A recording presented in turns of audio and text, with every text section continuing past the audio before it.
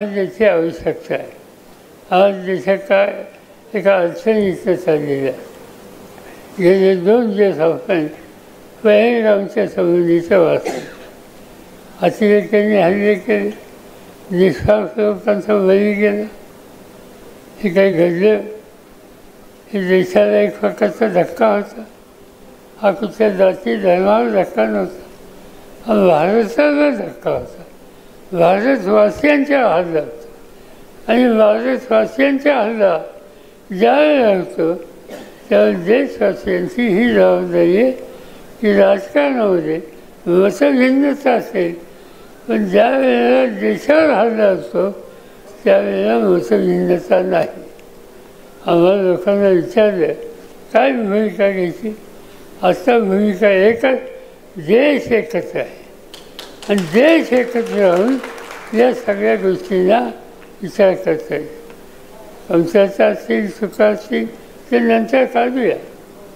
काल परवा केंद्र सरकारने सगळ्या पक्षाच्या नेत्यांची बैठक बोलवली होती आणि त्या बैठकीमध्ये लोकसभेचं राष्ट्रवादीचं नेतृत्व म्हणून सुप्रियाताई हजर होत्या.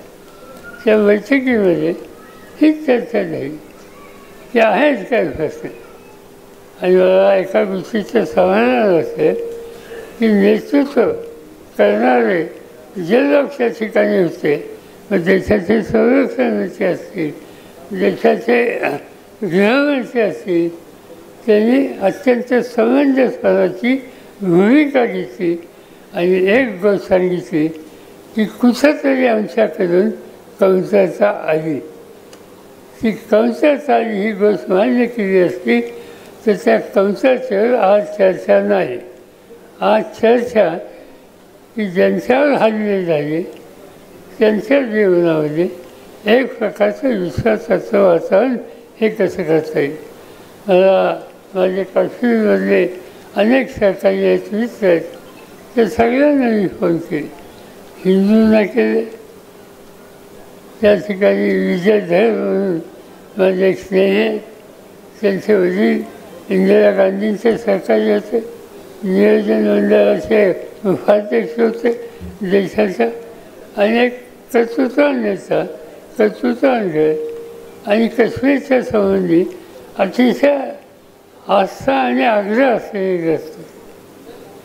त्यांना मी फोन केला. त्यांना एवढं सांगितलं की तुम्ही एकटे नाही, आम्ही सगळे तुमच्याबरोबर.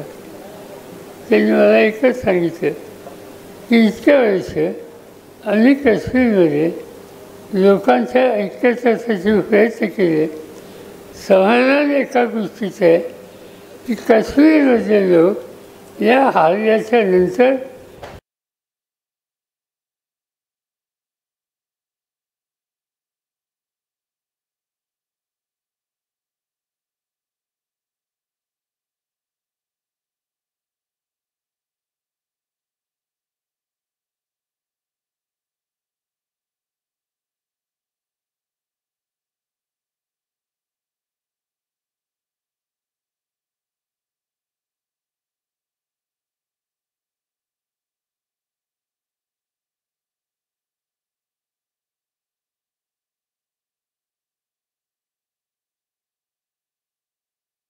त्यांनी हे सांगितलं काय वर्षाची किंमत देऊ, पण आम्ही इतकी एकी सोडून देणार आहे.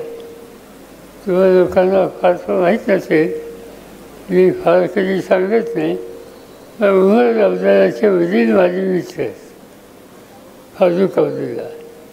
आणि एक वेळेला काश्मीरमध्ये अतिशय वाईट स्थिती होती.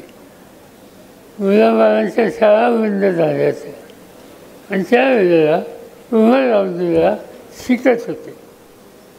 एक दिवशी फारुख अब्दुल्लाने मला कॉन्टॅक्ट केला आणि मला सांगितलं कि सर मेरे बच्चे की पढ़ाई का सवाल है, आपके पास भेजता हूँ. आणि सुफिया आणि उमर एकत्र माझ्या घरी राहून तिचं शिक्षण त्यांनी पुरं केलं. लोकांना माहिती नाही, मुंबईमध्ये उमर अब्दुल्लाचं ग्रॅज्युएशनचं शिक्षण माझ्या घरी झालं.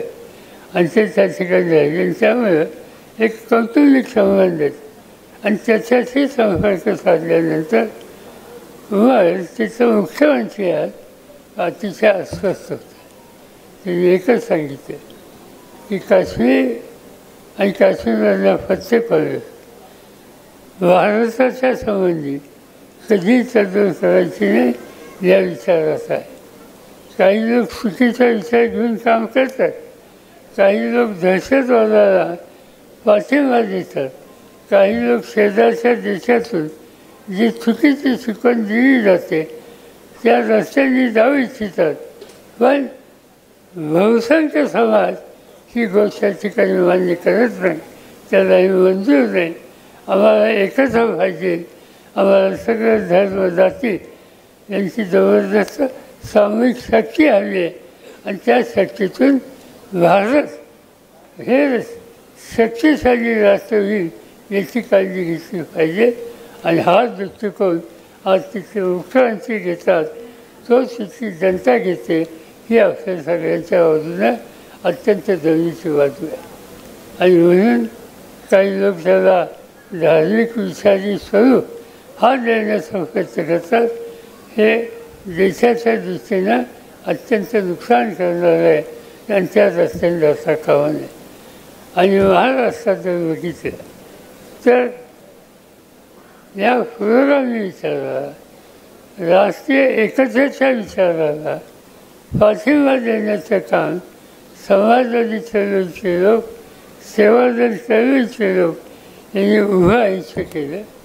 आणि असं काम करणाऱ्या एका सहकार्याच्या संबंधी आज आपण या ठिकाणी एकत्रित होतो, ही आनंदाची गोष्ट आहे.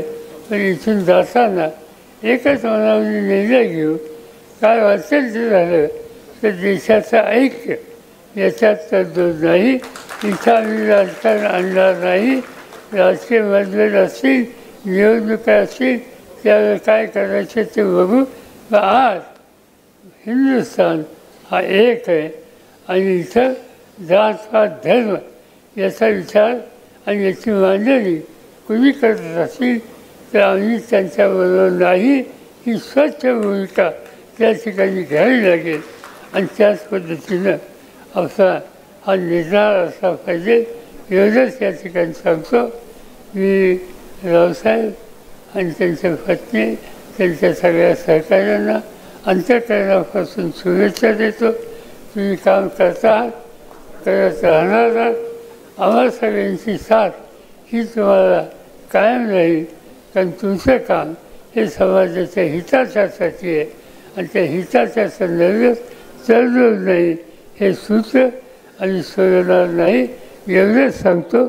आणि माझे 2 शब्द सोड. यानंतर कोणी उठायचं नाही. या ठिकाणी तुला आणि